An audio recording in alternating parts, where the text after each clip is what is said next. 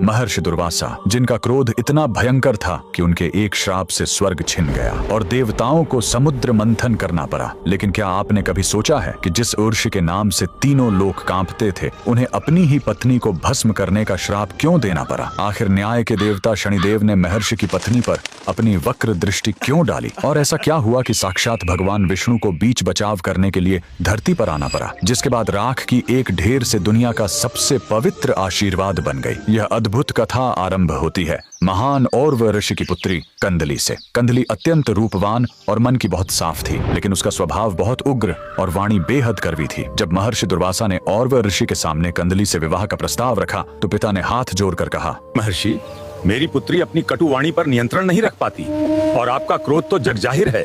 ये विवाह कैसे संभव है? तब दुर्वासा ऋषि ने वचन दिया, आप निश्चिंत रहें, मैं कंदली की 100 गलतियों और कड़वे वचनों को क्षमा करूंगा। इस वचन के बाद दोनों का विवाह हो गया। विवाह के पश्चात कंदली ने पति की सेवा तो पूरे मन से की, लेकिन अपनी कड़वी जुबान पर काबू नहीं रख सकी। बात बात पर क्लेश होता और दुर्वासा आर्षि अपना क्रोध पीकर उसकी गलतियां गिनते रहे। एक दिन कंदली यज्ञ के लिए जल भरने नदी किनारे गई। वह अपने ही कड़वे स्वभाव से दुखी थी। उसने एकांत में आसमान की ओर देखकर प्रार्थना की, हे देव, मैं मन से बुरी नहीं हूँ, पर मेरी जुबान मुझे अपनों से दूर कर देती है। मुझे कुछ ऐसा बना दो कि मैं पूरी तरह पवित्र हो जाऊं और किसी के काम आ सकूं। उसी समय वहां से कर्म फलदाता शनिदेव गुजर रहे थे। कंदली की यह पीड़ा सुनकर वे अत्यंत प्रसन्न हुए और अनजाने में ही उनकी वक्र दृष्टि कंदली पर पड़ गई। शनिदेव की दृष्टि का अर्थ ही है पुराने स्वरूप का विनाश और एक नए शुद्ध जीवन का आरंभ। अब कंदली का भाग्य बदलना तय था। जल लेकर जब कंदली आश्रम लौटी तो किसी बात पर उसका महर्षि दुर्वासा से फिर विवाद हो गया। शनिदेव की दृष्टि का प्रभाव शुरू हो चुका था। क्रोध में अंधी होकर कंदली ने अत्यंत कठोर वचन कह दिए और उसी क्षण उसकी 101वीं गलती पूरी हो गई। महर्षि दुर्वासा की सहन शक्ति का बांध टूट गया। उन्होंने हाथ में जल लिया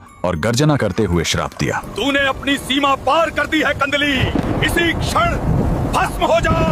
और देखते ही देखते कंदली वहीं जलकर राख की ढेरी में बदल गई। जब कंदली के पिता और अर्षि वहां पहुंचे तो वे फूट फूट कर रोने लगे। एक पिता का दुख भयंकर क्रोध में बदल गया। उन्होंने अपने कमंडल में जल उठाया और महर्षि दुर्वासा को ही भस्म करने का श्राप देने लगे।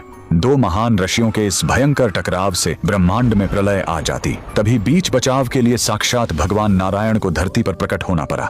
श्री हरि विष्णु ने और आर्षि का हाथ पकड़ा और उन्हें शांत किया। फिर उन्होंने कंदली की उस राख की ओर देखा जिसमें पवित्र होने की सच्ची तरफ थी। भगवान नारायण ने उस भस्म को वरदान देते हुए कहा, कंदली, तेरे वचन कड़वे जरूर थे, लेकिन तेरी आत्मा पवित्र थी। आज से तू इस राख से कदली वृक्ष यानी केले का पेड़ बनकर नया जीवन प्राप्त करेगी। और फिर श्री हरि ने वो अमर घोषणा की, आज से मेरी कोई भी पूजा, कोई भी कथा या कोई भी शुभ कार्य तुम्हारे केले के पत्तों और मंडप के बिना कभी पूर्ण नहीं माना